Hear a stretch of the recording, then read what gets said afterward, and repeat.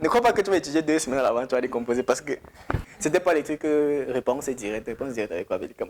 C'était les trucs, on dit c'était quoi, c'était optique, on dit que je roule dans ma voiture, c'est un miroir concave. Si tu vois le vélo dans ton rétroviseur à telle distance, ça veut dire que le foyer c'est quoi, mais qu'est-ce que tu restes comme ça, dis que mais c'est un cas pratique. Moi c'est Valène Novissier.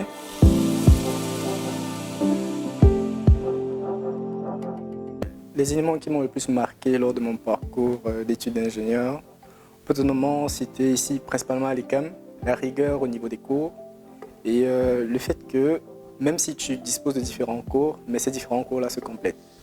Qu'est-ce que j'entends par là? C'est tu as beau faire un cours de mathématiques, mais il a directement un lien avec un cours de résistance de matériaux que tu vas faire directement par la suite. Et le procès de résistance de matériaux, avant de donner son cours, il sait que tu as déjà vu, on va dire, les prérequis dans le cours de mathématiques. Ainsi, c'est plus facile pour lui de te parler de certaines choses parce qu'il sait que tu l'as déjà vu. Et quand je parle de rigueur, c'est notamment au niveau de l'aspect mise en pratique directe de ce que tu es en train d'apprendre, même dans des matières comme la chimie. C'est qui est un peu différent au Cameroun où voilà, tu fais de la chimie mais ça reste assez vague, où tu ne pratiques pas vraiment. Mais ici, que ce soit les cours de chimie, comme de physique ou même de mathématiques, c'était directement mis en pratique au travers de plusieurs labos.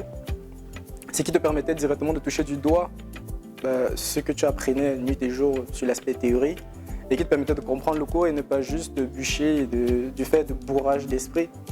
Voilà, c'est-à-dire cet aspect, cette qualité de formation-là permet de développer plus facilement ton esprit scientifique, ce qui te permet, même dans la suite de tes études naturellement, d'avoir un esprit un peu plus ouvert, d'être un peu plus ouvert à la recherche, de plus te poser de questions. Bon, ça c'était pendant les 2 premières années, mais après quand tu arrives en 3e, voire 4e, voire 5e année. Là vraiment, ce qui marque le plus, c'est que tu es plus traité en fait comme un gamin qui est à la recherche de la note. C'est-à-dire, voilà, on sait que tu as déjà certaines bases et là on va juste te diriger de manière à avoir le projet le plus cohérent possible dans tout ce que tu vas faire pendant les études. Dont les professeurs sont plus pointilleux. Ils te dirigent vraiment vers le monde professionnel au travers des stages, au travers de la qualité du travail que tu produis. Ce n'est plus juste est-ce qu'il a eu le bon résultat, mais c'est quel est le cheminement qu'il a eu pour arriver à ce résultat-là. C'est vraiment ça qui importe pour eux, c'est-à-dire le cheminement est tel quel. Et au travers du cheminement, on voit si demain, si tu es confronté aux problèmes réels sur le terrain, est-ce que tu pourras y faire face ou pas. Pour exercer en Belgique dans une entreprise belge en tant qu'étudiant étranger, il vous faut un permis de travail. Ce permis de travail-là est demandé par la société. Et pour ça, ça va dépendre un peu dans quel cas vous vous trouvez. On retrouve principalement 2 cas, notamment ceux qui sont embauchés en tant que métier en pénurie. Et pour savoir si l'emploi pour lequel on vous embauche est un métier en pénurie, ou bien la formation que vous faites donne des débouchés sur des métiers en pénurie, vous devez vérifier la liste des métiers en pénurie disponible sur le site du Forum. Là, ça vous dira clairement où est-ce que vous en êtes et comment est-ce que vous pouvez faire. Par contre, si pour les travailleurs hautement qualifiés, là, il n'y a pas de liste, il y a juste un salaire minimum qui est demandé par l'État, qui a été indexé pour l'année 2022. Pour le moment, je crois que c'est à 44 000 € et quelques par an, qui équivaut à peu près à 3 200 bruts par mois.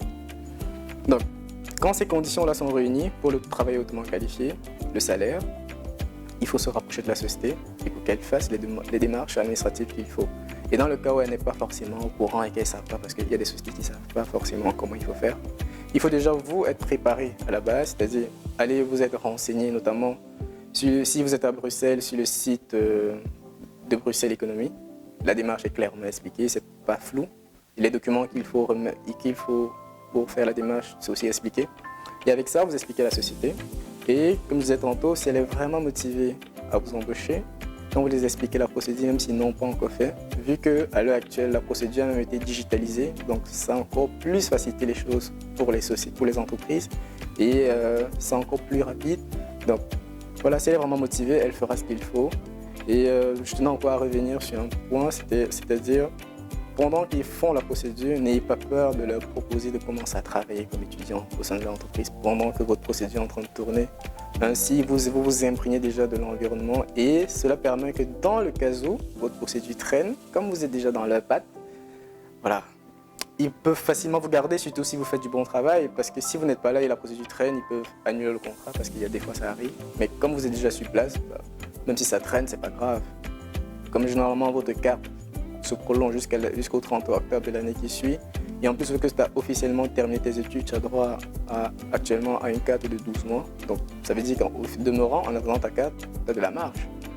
Donc il ne faut pas avoir peur de leur proposer de commencer à travailler en attendant ta carte, telle sorte.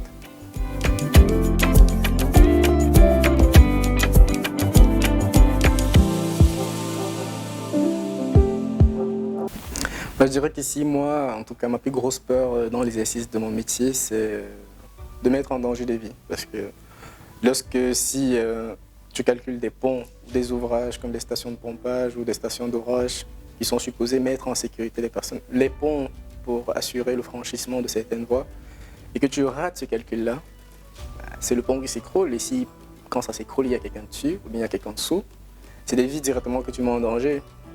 Et on va dire aussi pour les stations de pompage où des gens viennent de temps en temps pour faire l'entretien. Si tu as mal calculé, ben voilà, ça s'écroule. C'est un peu comme dernièrement, je calculais on va dire, une partie d'un pont d'Infrabel où le train passait encore là-dessus. Ben, j'ai pas dormi cette nuit-là, c'est-à-dire j'avais calculé. Mais comme le train passait, je dormais pas en mode si le calcul est foiré, s'il y a une erreur, c'est vrai, j'avais pris beaucoup de précautions de sécurité pour m'assurer que voilà, peu importe ce qui se passe, ça va marcher. Mais même jusque-là, tu as un peu une boule au ventre en te disant s'il y a un truc qui se passe pas bien, c'est un train. Et dans le train, il y a des gens. Et si un train se déraille, bah, voilà, c'est directement des vies qui sont en danger. Donc vraiment, ça, c'est ma plus grosse peur dans mon métier. C'est pour ça que quand je travaille, bah, je refais revérifier par voilà, des personnes qui ont plus d'expérience que moi. Ou bien encore moi-même, je reprends le projet sur lequel je travaille, je le revérifie encore 2 ou 3 fois, un peu à tête reposée pour savoir vraiment si c'est vraiment correct. Et voilà, naturellement, vous le savez, on rajoute beaucoup de caution de sécurité pour être vraiment sûr que ça passe, et c'est ça.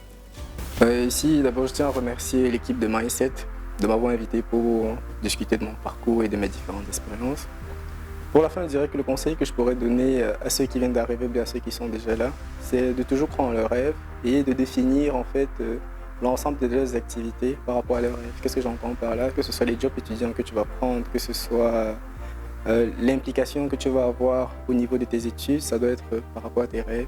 Et peu importe la direction que tu prends, tu dois t'y tenir et être quelqu'un de rigoureux et te battre pour atteindre tes objectifs.